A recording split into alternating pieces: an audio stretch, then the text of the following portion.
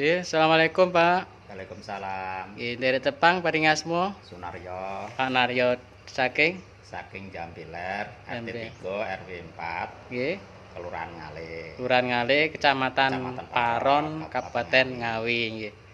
Bapak Naryo, selama niki keluhane napa, Pak? Ana pilek watuk, Nggih. dangu anu Pak niki. Taune. Setunggal Nggih. wulan mboten mantun-mantun watukipun. Oh, nggih. Kula niki lho, kula inumi TMA niki kok. Nggih. Tema niki reda. Caranipun minum pripun, Pak? Tunggal tengah gelas air. Nggih. Kula sukani gasal tetes. Oh, nggih. Selama berapa? Sehari 3 kali. 3 kali. Sakmenika pripun perbuahanipun?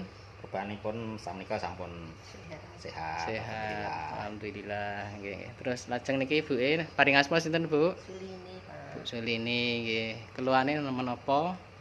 Sikile kemeng. Sikile kemeng Kale nggih. cedheke kemeng. Kale cedheke kemeng nggih. Terus minum menika Nggih. pinten asale minum? Sepale. Oh, namung sepale nggih. Nek sonten. Nggih. Terus pripun reaksinipun? Pas nginum niku nggih sakit danten badhe minum niku sakit danten. Nggih. Terus sakmenika pun pripun? Ya alhamdulillah sampun radi sudo. Nggih.